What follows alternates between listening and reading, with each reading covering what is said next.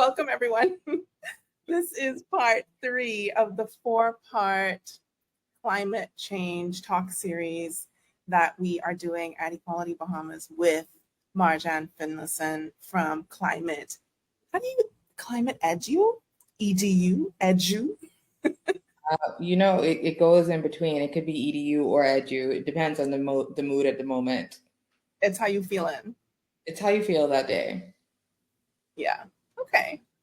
Cool. Well, we are doing this series because we are frankly not having enough conversations about climate change and more specifically climate justice, which we're going to kind of get into that a little bit more since we've in week 1 and 2 really laid a foundation, right, of what climate change is, how it's affecting us, and kind of our favorite topic, not favorite thing to happen, hurricanes, what they mean, where they come from, and how we handle them.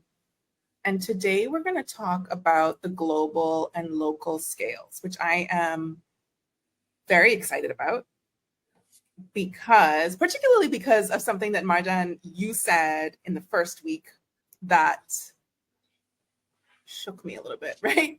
When you said that Bahamians largely are looking at climate change not just as something that's happening in the future, but something that's happening somewhere else. And I'm still kind of wrapping my head around that and like thinking about people in my life and trying to imagine who might think which thing. But I think having a focus this week on the global scale and the local scale and seeing what's happening, zooming out, zooming in, might help us to put it into a little bit more of a broad context, but also a super specific Bahamian and Caribbean context. So as a refresher, just like real quick, what are we talking about when we talk about climate change, and what do we mean when we say climate justice? So with climate change, like scientifically, we're talking about the atmospheric changes that are happening as a result of like shifts of greenhouse gases that are increasing in the atmosphere that are literally changing the long-term conditions of that atmosphere, which means the weather is shifting over long periods of time. You're seeing like more heat as one thing that's happening. And as a result of the changes in weather and long-term atmosphere conditions, including temperature, moisture, and other things, you're seeing more indirect effects like more intense hurricanes, more like likelihood of a heat stroke, sleepless nights, all types of things. So that's what we really talk about when we're getting in climate change. And with climate justice, I'm gonna make the definition, give it my best explanation on this. So when it comes to climate justice, we're really trying to get into talking about who is responsible for climate justice, like who's responsible for the climate change that's happening right now, right? So when it comes down to it, like where can we put the blame? And when it comes down to small island developing states, of which the Bahamas is one of them, and of course other Caribbean islands and small islands in the Pacific Ocean and other nations around the world that are small island developing states as described by UNESCO, for us, because we're going to be receiving the stronger impacts of hurricanes because we're on the front lines, technically, when it comes down to the biggest effects, which could be sea level rise, heat, and all this other stuff. And we don't contribute, like these countries don't contribute the most to climate change. The climate justice comes down to, okay, historically, who has been contributing the most to greenhouse gases in the atmosphere, which has led us to this point. And when it comes to development, what does that mean? There's also another contextual point that matters when we talk about this. When we talk about climate justice, also ties into environmental racism. In a way, when we talk about like ecocides and environmental racism that happens in particular like urban environments in different parts of the Western world, and then also in places like in Latin America and then different parts of the Middle East and Africa that are being impacted by different ecocides, deforestation, things like that, going into like the capitalist machine. And people in those places being affected by climate change in the same and environmental issues in the same way, not receiving justice or like pay in these conditions, and also suffering from huge climate effects. So it's a very complicated topic because for small island development states, it really comes down to we didn't cause this. What are we going, like, why are we paying the most for it?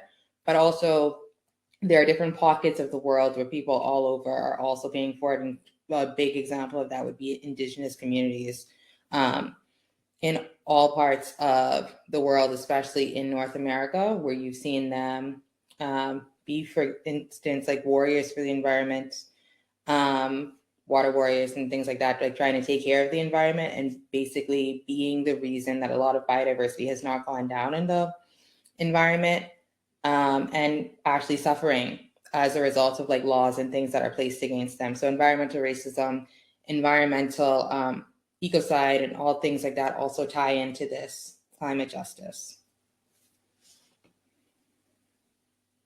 Is environmental racism a thing here in the Bahamas? Opinion wise, fact. You're welcome Okay. to question. I think fact checking wise, environmental racism isn't something that someone would automatically say is happening in the Bahamas now. However, so let's like historically break that down, right? So environmental racism, ecocide would have happened in 1942 when Columbus discovered his shoe, and also the Bahamas. And when he landed in San Salvador, when genocides occurred in the Bahamas and Caribbean, killing a lot of indigenous peoples in that region, and then, you know, using them for slavery and things like that. And a lot of when those people died out or moved to different places and are in small pockets of the Bahamas and Caribbean, as a result of that, there was a lot of death within biodiversity that would have happened as a result of that, right? Because that would have changed the whole ecosystem and the way that humans interacted with the environment in when the Europeans would have come over. The second thing is when the West African slave trade was introduced. And of course, that came with a lot of genocide and like untold horrors that we can get into today.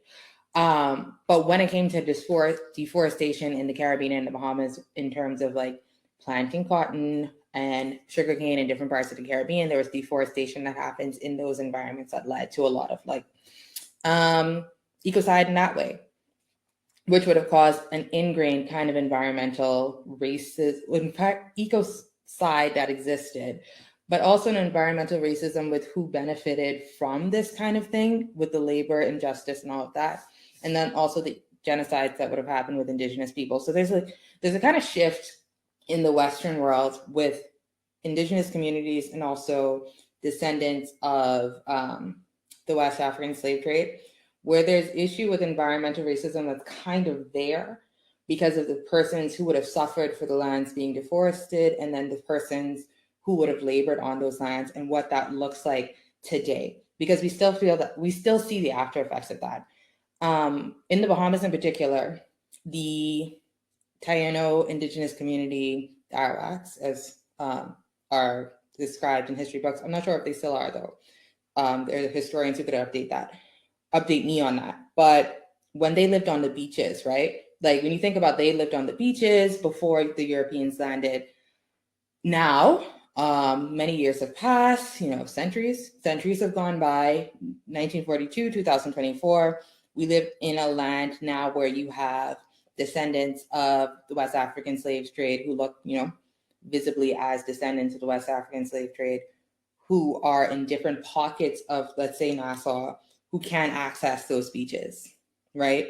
Like, I think the beach is a good example of like where there's environmental racism, because who has access to the beach and what does that look like? Like, what is like when I think about people who've lived in Nassau their whole lives and have never seen the beach, it is one of those things where I'm like, you know, by law, all Bahamians should be able to see the beach, right? That's our law, that's our right.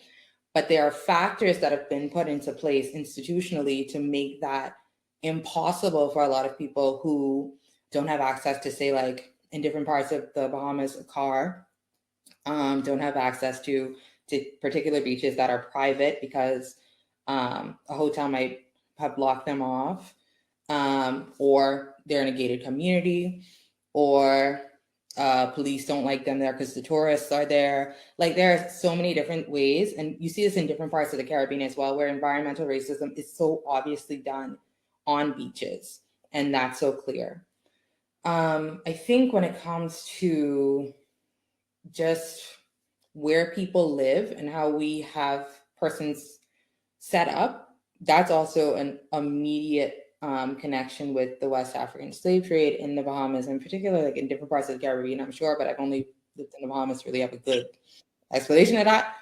But I think with that and how people are housed and zoned, and like where there's differentiation of like what they can access based on where they are, there's an environmental racism in that, because when you think about people living out like east, for example, right? So congested, so much air pollution, so much like cars, like so many things, like access, like you can get hit by a car at any moment. It freaks me out whenever I'm out there, because I'm like, oh my god, like someone can get hit by a car. But also smog, like car pollution, and that's very toxic to your body and things like that.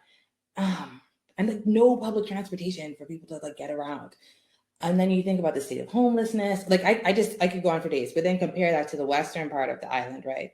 Many trees, many hotels. People can walk around. Like people leave their homes to go and walk on a nice like area that was made for the hotel for people to walk in and be around nature. And just access to parks. Like when you think about the access to like literally public parks and beaches for people in different parts of the island based on how they're concentrated, it can give you an idea of like how environmental racism is kind of insidious, right? Like when you think about people who live over the hill, how easy is it to access a beach? How easy is it to access like a public park? How easy is it to like walk around and like be in nature and be among trees? You know what I mean? So like all of that, I think it's not like an immediate obvious, right? Because like who really cares about that? But it's like a very light, like I think about it sometimes because I'm like, are you all like, have you seen the beach before in your lifetime? Like, can you walk to the beach from where you are? Like, how easy is it for you to access the beach versus someone who's visiting for a day? You know what I mean? Yeah, and I think that comes to mind for me too, the sort of separation of areas of this tiny island of Mm-hmm. we're talking about New Providence. We're not talking about the whole Bahamas, right? We're talking about New Providence. It's 21 by 7 miles, and the difference, but also similarities between people who are east and west. Mm-hmm. And I also think about the people who are somewhere in the middle, right? The people who are on reclaimed land and who were sold property on like a marsh or whatever, and who are experiencing all this flooding, and the difference between those people and the people who buy coastal property and are allowed to dredge, Mm-hmm. whether Mm-hmm. residential or massive resorts, and what one means for the other group of people, what one group of people is allowed to do means for the other people who actually have a different kind of claim to the land, right? The claim to the land Mm-hmm. is through wealth and ability to pay for it, but a sort of what we talk about as like the inheritance of Bahamians, which is quite different, and I don't want to say not as respected, but definitely not respected in the same way. I think it like kind of goes back to like the idea of like those who are native to the land, right? Native to the land versus those who were brought as laborers. And like kind of like where that's an extension in our timeline, in our lifeline, right? Like where like there is a kind of idea that certain groups of us don't get certain things because the purpose is to like work in these specific places for these people coming in. Um, and I think like that is reflected based on like what you're saying about certain places that were built on.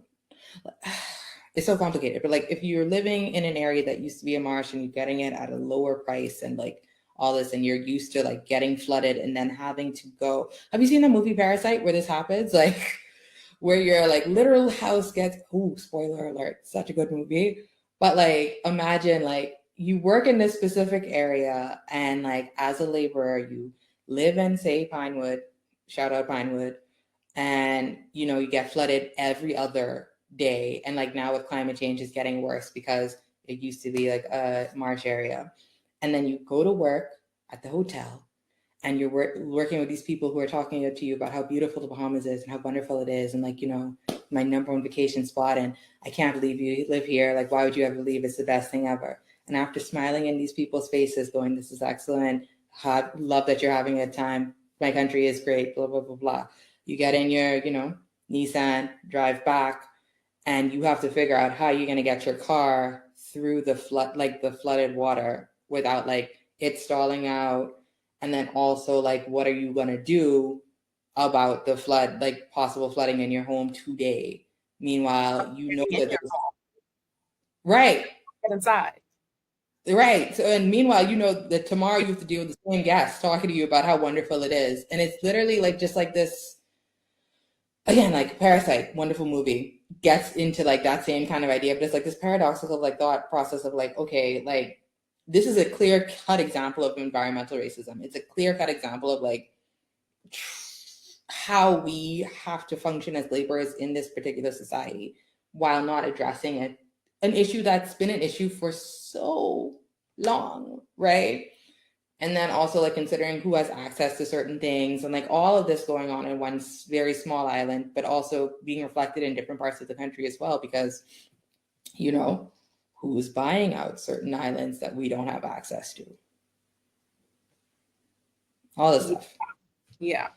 And we're already making kind of a connection between the local and the global, where tourism is our number one industry, and it's our export, right? It's the good that we export that brings people here who get to have a completely different experience of the country, of the place where we live. And it brings to mind this hashtag, I live where you vacation, and it's sort of like a braggy, this is my home. And I'm like, like, I'm so lucky. I get to be on the beach every day as a paradise. Yes. Is that the experience that you're having? You know, it's so funny too, because like you go, oh, it's so funny. Like I can't, I'm getting a little off topic, but we will come back, I promise. But like I can remember literally going to school, like when I was going off to college the first time, and like the jarring experience of seeing like a teenage 18 teenage guy like wearing like a click shirt out in public, or like a sand shirt like in Connecticut, and me thinking to myself, oh my God, like he's like wearing that, like it's an export. Like I just felt so weird because it was, to him it was nothing. You know what I mean? Like he's just wearing his t-shirt. Like he went to the Bahamas one day, it was fine. And I was like, I'm from there. Like I feel so weird. It was so it was the strangest experience, and I can't really explain it outside of like the seeing the country as a product in a different place, in a different space for the first time as like a child myself was literally the most jarring thing ever, because I was like, well, what am I supposed to do with that? And then like learning about like climate change and environmental stuff with that, and thinking to yourself like how your country is a product, and me myself, I was a representative of said product in this space amongst these people, because again I had never left home before, right? So it was just a very jarring experience in that sense.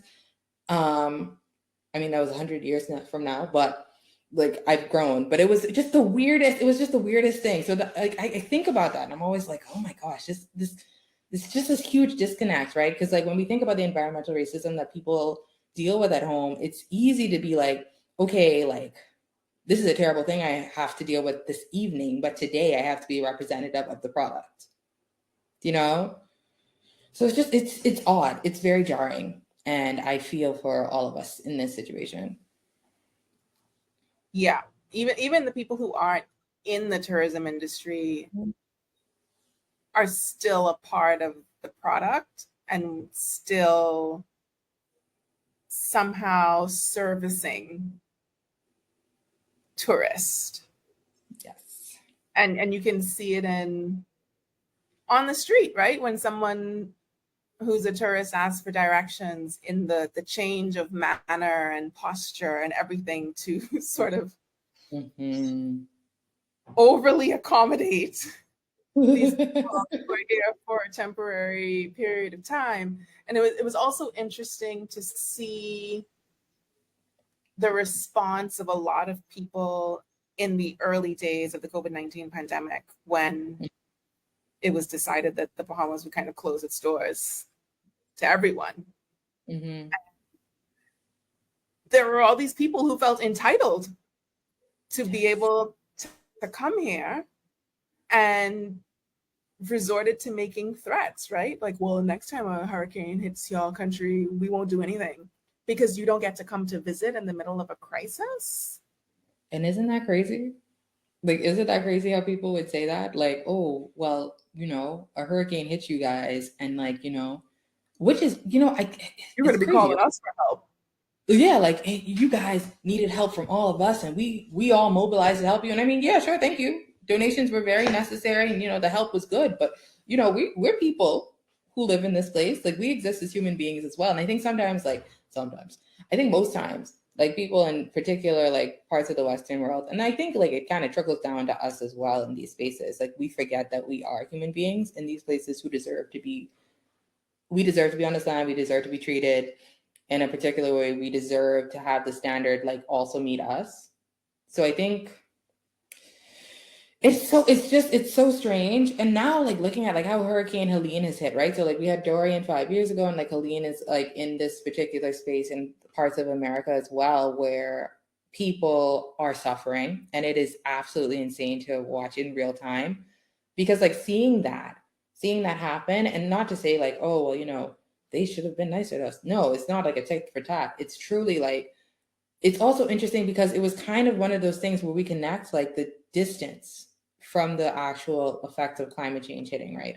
Like Hurricane Dorian hit in 2019. That was 5 years ago. Hurricane Helene hit the Appalachian Mountain, like literally mountain ranges, like parts of America, literally 2 weeks ago, a week ago. And that the people are still like literally repeating the same, like people are missing. We haven't heard from people in a long time. Water's not potable. This whole town has been destroyed. Like you're hearing the same kind of like echoes of despair that we heard back in 2019, and people are mobilizing in similar fashions that people mobilized here 5 years ago. And to me, it's just like, it's so strange because there was no preparation done. And part of my concern is kind of like, when it happened in 2019 and people saw it and donated and cared for the Bahamas, and again, thank you so much, did you not see it as something that could happen to you as well? You didn't view Bahamians, you don't view people in the Caribbean, you don't view people in small island developing states as people in the same way, who exist in the same way that you do. Do you know what I mean? So that's kind of where I'm like, it's so like, once again, it's so for them until it happens to you, right? And I think that's where we like, it's not just Bahamians really limited to this mindset of like climate change is something that's happening over there. Like what I think we're seeing right now with Hurricane Helene is like, climate change is something that happens over there. It happened to us in 2019, and now it's happening to them now, and it's kind of one of those things that I think as a Bahamian, it's strange, but I think for them, again, it was for us in 2019, and a lot of people did pay attention, but I don't think they were paying attention in the ways that like this could happen to us as well.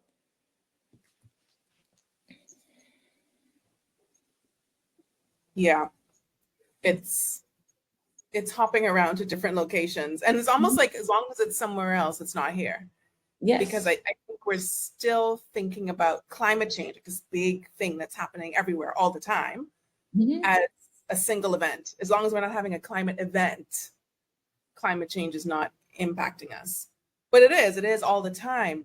And when I first started trying to get information about climate change and get a better understanding of it for myself, I was looking for visuals. I really wanted to see models. I really wanted to understand what is actually happening to the Bahamas, to these islands that we know are low-lying, that are in shallow water, that are surrounded by so much ocean. The ocean, we covered this, is very big.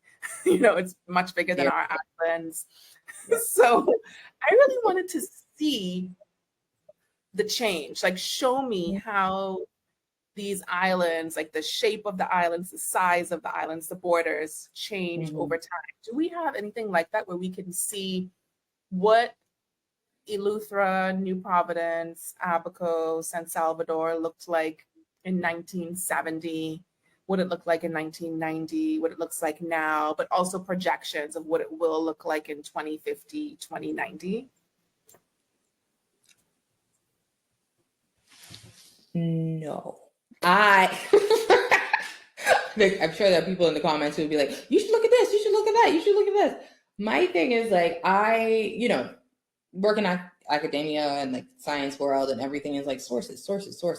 I don't trust any sources that I see of like, there was like an image going around of like New Providence that's gonna, how it's gonna look in a few years based on a book that had come out by someone who was like a cartographer.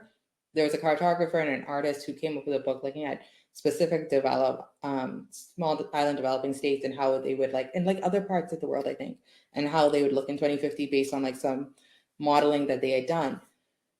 The issue with that source was that I couldn't really pin where the model was, so I didn't trust it, but I knew it was going circulating around social media, so I kind of was like, I don't want to be the one to tell y'all, I don't trust this, but I didn't trust it. Because the thing is, like, when it comes to past data about the Bahamas in particular and specific like things that would have changed over time, is hard to data.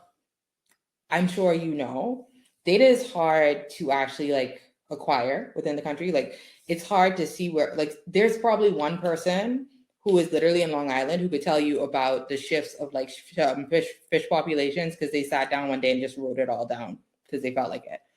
There's one person who has written 1,001 books about hurricane history in the Bahamas, Wayne Neely. Look him up. Shout out to Wayne Neely, who has written about every like hurricane that's happened in the Bahamas and North America that you can read for yourself. But in terms of like data and like this is something I could look at that's specifically Bahamian, and I know this. No, I would not recommend anything. I think like when it comes to like specific data, like rainfall data, you could check like the COCORAS network. If you're looking at like, is there any other data? There are other bits of data that you could look at, but the issue with like models and like data is that it's just hard to find in a specific Bahamian context. UB is really good at like keeping note of things in journals, but like in terms of like climate data, in terms of like, and again, climate data being the long-term weather effects, right? Not just talking about climate change, like the climate itself, like what is in the Bahamas, like Department of Meteorology has some data. I've actually spoken about like the Department of Meteorology's like lack of data and things that are missing out for them to go forward to do this kind of work. And that lack of data is really reflected on like the lack of resources that are available at that particular department to actually tell you what changes in weather and climate are going to look like in the future. So even with that, like there's weather stations that are set up all over the country that could tell you like what's going on, but half the time it's hard to maintain them. Half the time, like something's going off with them. It's really hard to maintain all of the real life data that we're dealing with. So like that's past and present, but future modeling data is modeling data is really hard. Like model data, all the models are wrong. Everything is wrong. When you look at a model, it tells you of a possible thing that could happen based on a specific scenario. If you don't have the details of that specific scenario, you're already encountering an error. If you haven't evaluated a particular model using particular data from observational stuff, and most of the time that observational data has to be mixed in with satellite data, which is wonderful, but satellite data and as well as like the mix of observational data is normally coming from like a larger scaled resolution, like a larger picture. And like for the Bahamas, we need to zoom in so much to get a good idea of that particular picture that it's really hard. Like if you can imagine like zooming, like if you have a picture of the whole world and imagine like a model like zooming in to get the Bahamas, the picture is going to be really, really blurry. Like not like Google Maps, just like a regular picture and you just keep zooming in, it's going to be really blurry. So it's hard for the actual model with that blurry picture to get an idea of like what changes are really happening, because it's too small a resolution and it's too expensive to run a really big model to get that high resolution done. There are models that are being used right now that are kind of regional models to try to get an idea of how that works. But again, it's not Bahamas specific. It would be like Caribbean, Central America specific, or like North America specific, or like even Latin America, Caribbean specific. But there's nothing that's like, we could do a model based in just the Bahamas to get an idea of how climate change may affect. Now, there's some work being done, I know, by Climate Analytics that's going to be focused on like what that could look like in I think just NASA, just as a test for some work they're working on in the future. But in terms of like, can you look at a model right now and it accurately tell you what's going to happen in the future? No, there's no data. I think people want to have data because it's like easy to access and get an idea of like what the models could say, and like there's this anxiety. But the problem is we don't have data from the past. We have issues with data in the present, and the data for the future is so focused on the larger picture that when you zoom in, you just can't see. You can't see what could possibly happen unless you work at an institute that has a lot of money that could really zoom in. But again, like if you're trying to convince a man in Colorado that you just need to look at the Bahamas and not the rest of the Caribbean, he's going to be like, what's wrong with you? Like, we need to look at this whole place. So it's really, and there's a lack of manpower with that kind of skill to do that as well. So there's a myriad of things that would make it difficult. But I would say if you see any data that gives you an idea of what a model looks like, take it with a couple grains of salt. Not the answer I was hoping for, but thank you. Yeah. Thanks so much for the truth. I'm really wish Party Boo brought it too. Like, I'm always like, oh, I don't want to be this person and be like, girl, this model, this data looks so questionable. So I like post on Facebook and be like, hey guys, check out the source just to make sure you trust it. Like that annoying paperclip on Microsoft Word. I'm just like, oh my gosh, guys, check the source. But I'm also like, this doesn't, I don't know if we should trust this. I don't know. Sometimes people are trying to make a profit off of a particular image. You gotta be careful. So True yeah. that. When we're talking about the global and the local scale, and I really want to complicate the idea of global a little bit. I think there's a lot of focus on climate finance right now. You know, that the Prime Minister of Bahamas is very gung-ho to just get his hands on this money to throw it into the consolidated fund, and we never know what happens to it. And you know, the insistence that we are contributing 0.01% and we're experiencing a lot of the impact of climate change, which is true.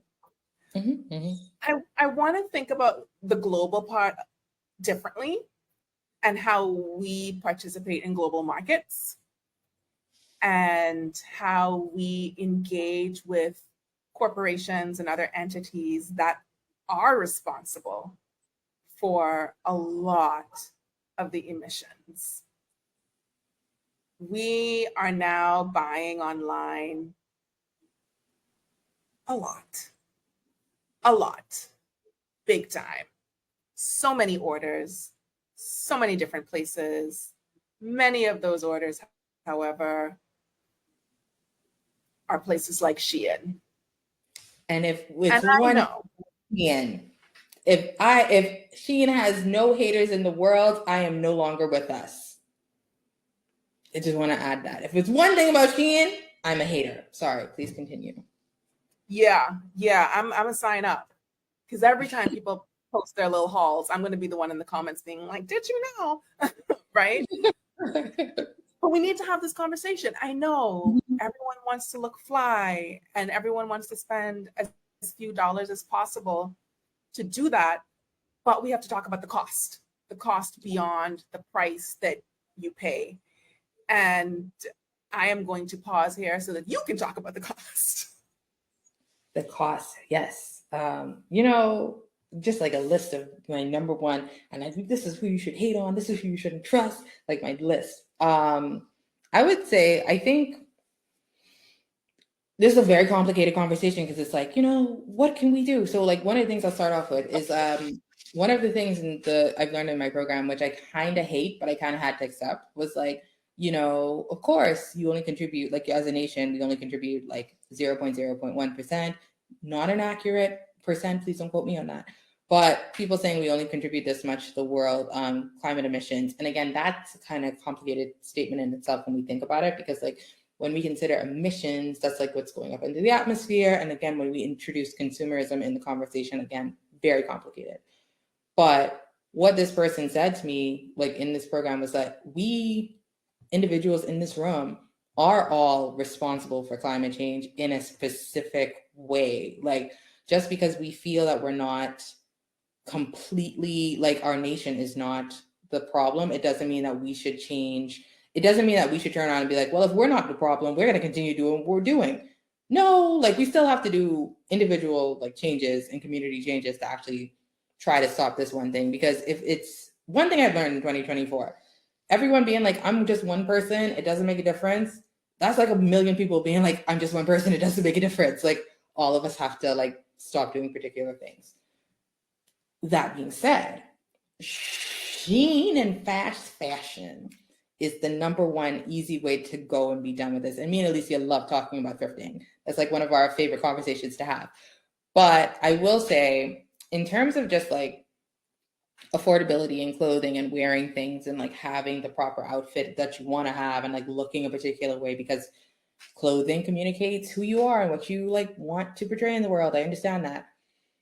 Considering the fact that quality in these places and spaces, like consumerism has gotten to a point in the world right now where we are buying clothes that are, you know, being made in these specific that's me, in these specific areas that are like going like at very like made quickly, made cheaply, being shipped off. The shipping costs a lot. The shipping costs a lot in terms of like emissions. The making of a clothes is a lot of emissions. The making of a clothes is actually causing a lot of environmental issues.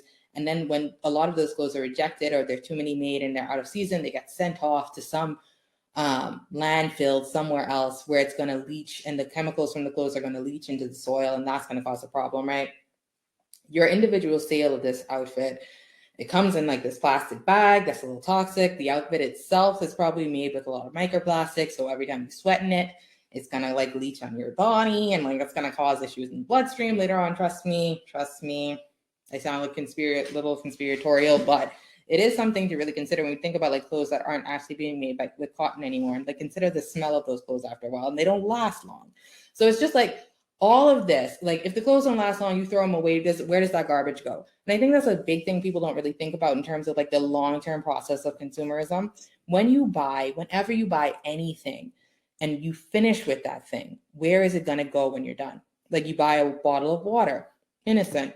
Drink your water, throw the bottle in the recycling bin. I don't have to think about it anymore. Did you know that from 1982, a lot of things that we once thought were being recycled in the US were not recycled at all? So you have plastics that have been on Earth before I was born. Plastics that have been on Earth just chilling, that have never been recycled, that have leached into soil, which have caused like more issues and like microplastically cancer that we're going to connect to more people like in the future, like medical literal issues, environmental, like what is it? Is it environmental toxicology?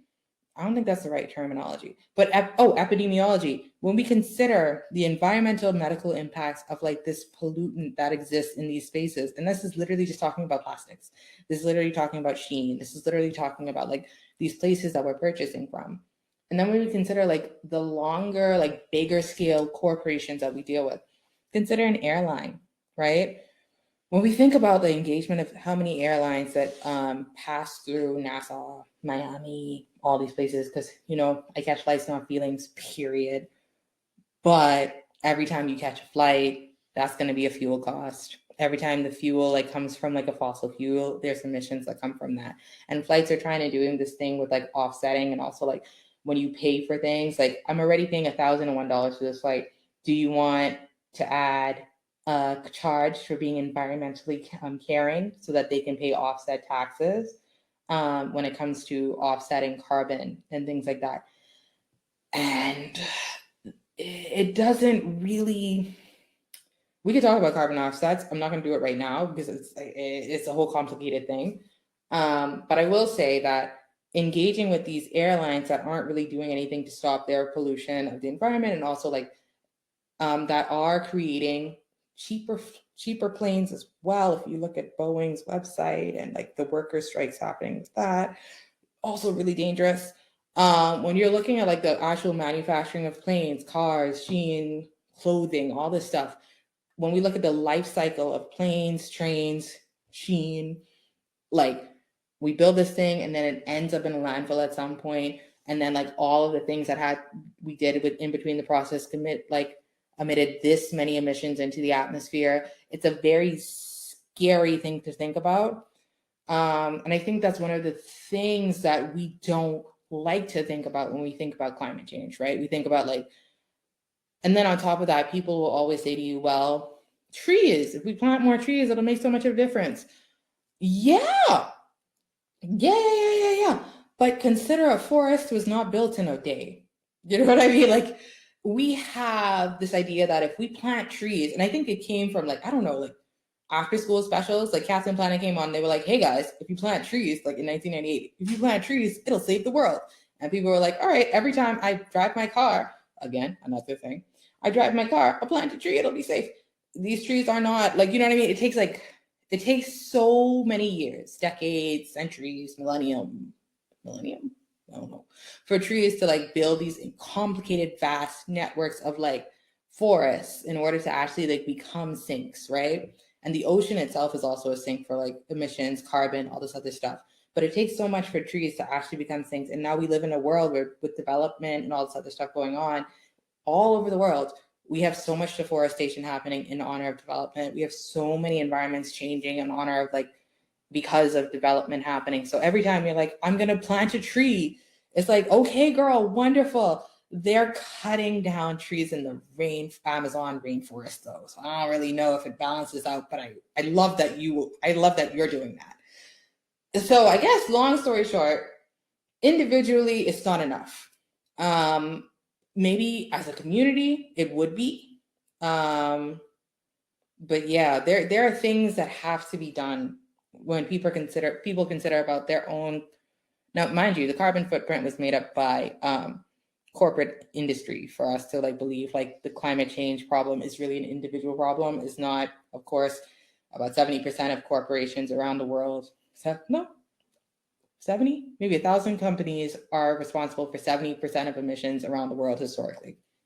That's true. But you know that 30% could make a difference. So just considering about your carbon footprint or like what you're doing to make a difference does matter. Of course it does, but also like learning more makes a difference as well. I highly recommend Ecocide by David White and also Climate Change is Racist by Jeremy Williams. Very good books. All right, I'm done there. Okay, let's make sure we get those titles and author names in the captions when we get the recording up. Yeah, it's a lot to think about. It's really easy to sit the blame with the people who should have most of it, right? And it's difficult to face our own culpability in some of the outcomes that we are helping to create. And there's a lot that we've been taught about how we have to present ourselves and how to prove our class and our worth by never wearing the same outfit again. And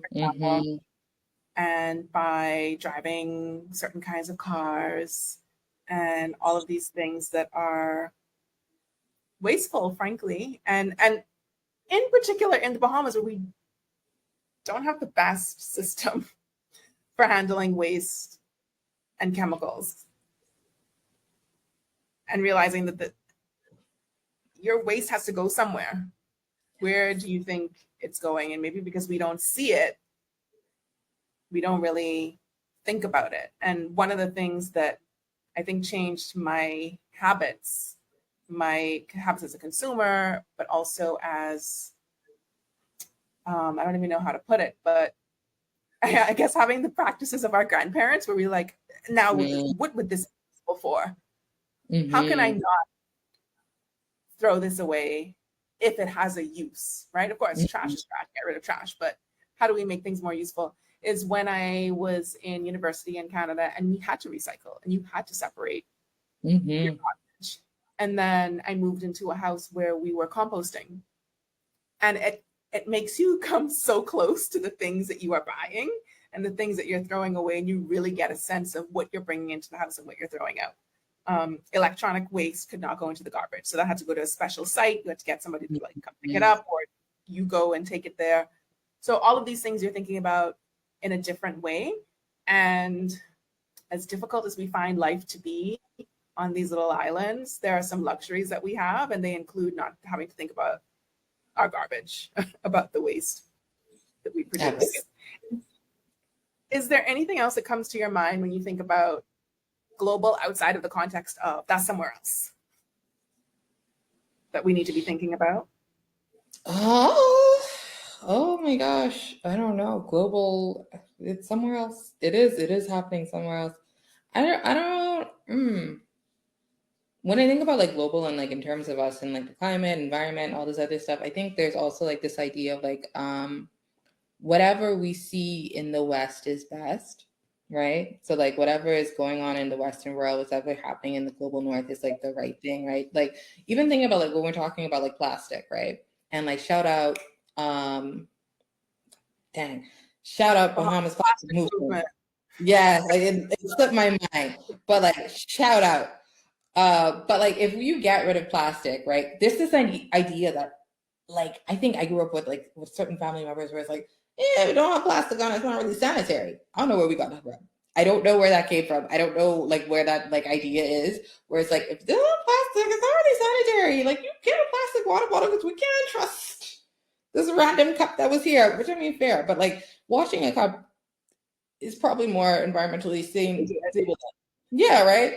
There's like this guy on TikTok who's like, you know what? I've made the perfect plate.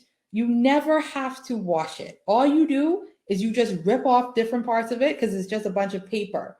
And people are like, so why don't you just wash a plate? And he was like, that's like drive. That's like asking why don't I walk instead of drive? And I was like, we're hitting a few points here because walking again makes a little more sense than driving sometimes. Like if we had in walkable cities, of course.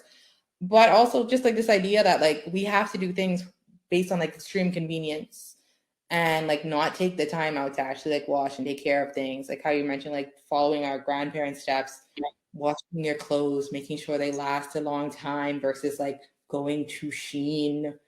And it's things like that. And I think in terms of the Sheen conversation, I do recognize there are issues in terms of like what's available in terms of like different body types and things like that, because fat phobia does exist and the clothes look cute on certain bodies, but I would challenge the quality of clothing in terms of that. So I'm also just like the quality of our products matter as well. So like when you buy something because it's out of convenience, just also consider the quality of that thing and how much impact it'll have in the later section of its life.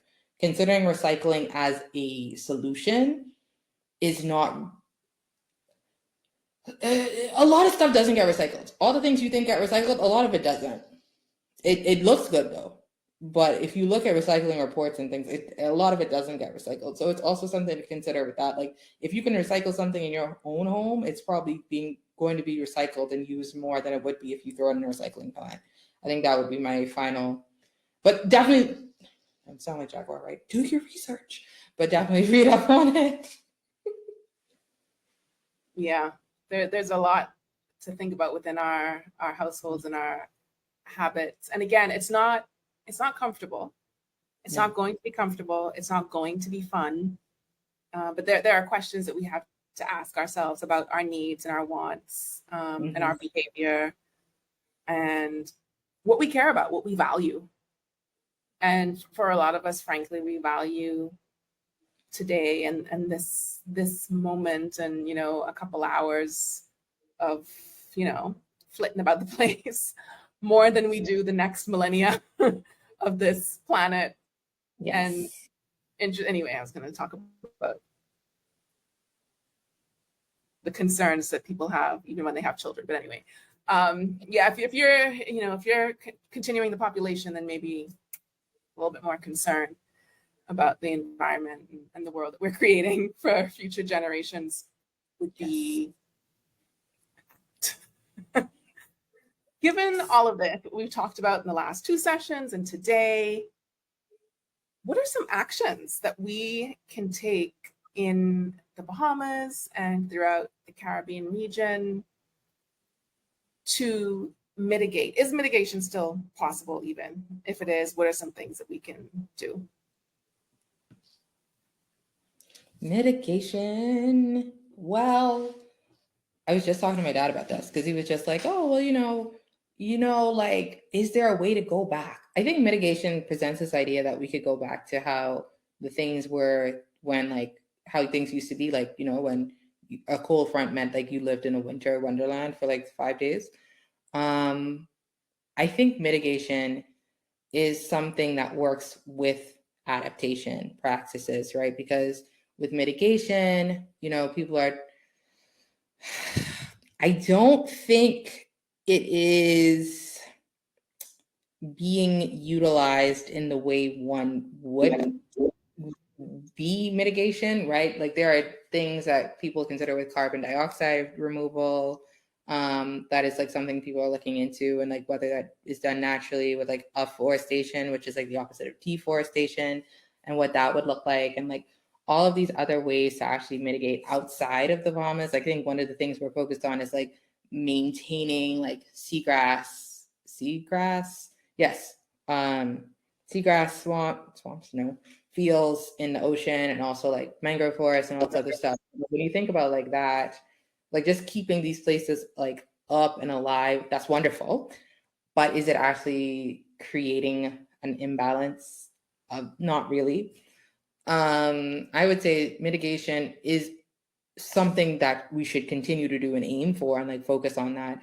I also am nervous about geoengineering personally, which is like basically coming up with ways to like mitigate CO2 in the atmosphere, and also like possibly solar rays and all this other stuff. I personally am nervous about that. I don't really believe in like, I saw Snowpiercer, the movie. I don't trust it. They threw something in the sky and the whole world turned to ice. Now, of course, that's ridiculous. But you never know. Scientists, crazy things could happen. But in terms of like the climate, I think a lot of our focus should be put more into how to adapt to the changes, right? Like we know what could happen with an extreme hurricane. We know it could happen if a hurricane rapidly intensifies within like a day. We need to like prepare all year round for what that could look like. We need to prepare for like what it could look like with heat strokes. We need to prepare for like when the electricity goes off, not if, when the electricity goes off, and like you don't have generator, like we don't have a generator, like how do we utilize like, I don't know, September breezes to like make sure people don't die at the hospital? Like things like that need to be utilized in terms of adaptation, as well as like how can we mitigate it? Because there is no going back. I hate to be the person to say that to everyone here, but there's no going back to how things were. Like if you were alive in 1970, like the 1970s, and you saw the snow happen that one time, I don't think you're gonna see it again in your lifetime. I'm be so real with you. So there's no going back. We need to adapt to what is coming. Now, of course, things could mitigate, but I mean, like the way that the world works right now, the way that world powers are functioning in this moment, no, I don't think that is the case.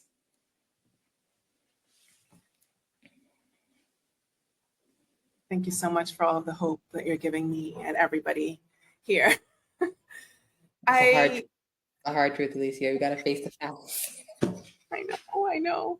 I think we were sold a dream a decade ago, maybe even more than a decade ago, that technology would save us. Technology would be the answer to all of these environmental issues because we would just digitize everything and everything would live in the cloud. And I think we had the idea that they would be in the actual clouds. And that's not what's happening.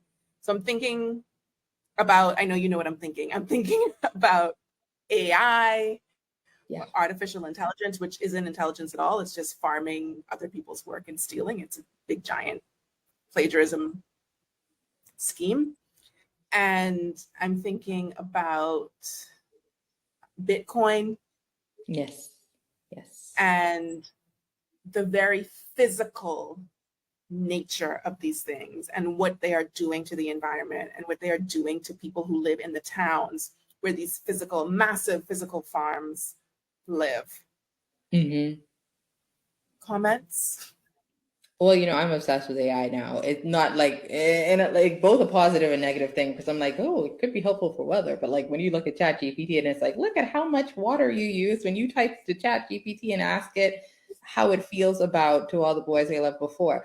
Like it takes so much energy to do all this stuff. So it's kind of like this is, personally, I feel like we've hit the peak of technology. Like I don't think we could go any further. I'm so sorry. I just don't think it.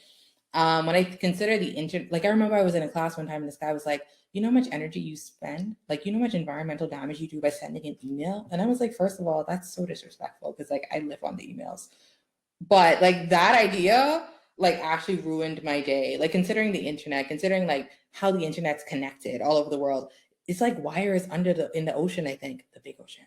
And I was like, what's going on? Like tech itself. And then of course, like farming for cobalt in Congo, and then like all these other places where you're farming for actual data and like using water in different places to like cool tech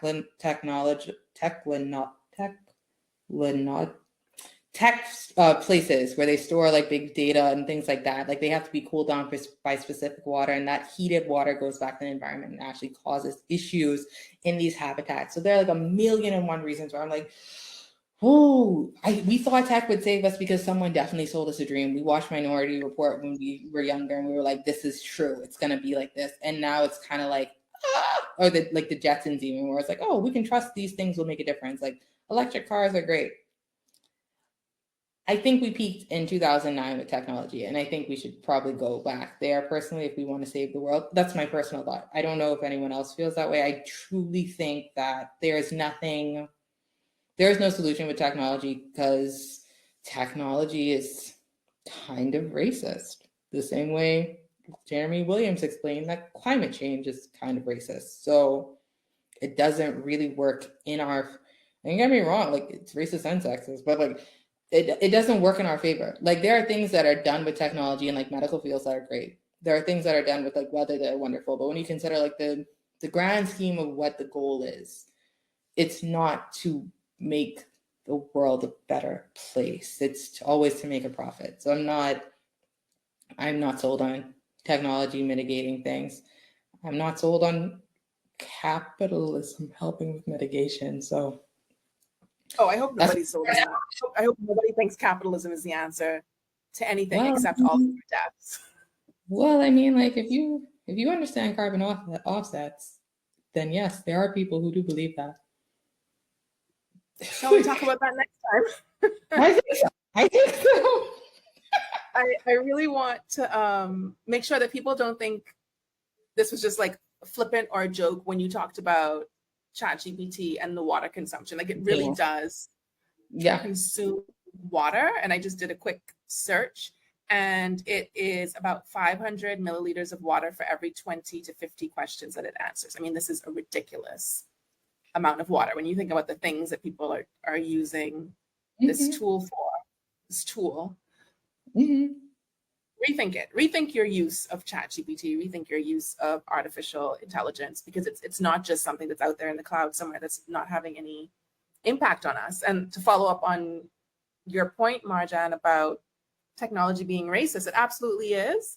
In Feminist Book Club with Equality Bahamas and Poinciana Paper Press last year, one of the first books we read was Race After Technology by Rua Benjamin.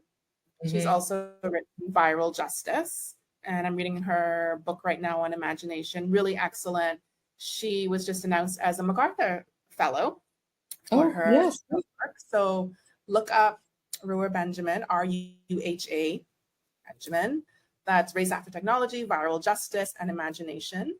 And now we need to talk about our donation document that you can pull up now. It's tinyurl.com/S, lowercase un, capital D, lowercase on. So it spells sun like Sunday, dawn like donation. Marjan, who are we highlighting today?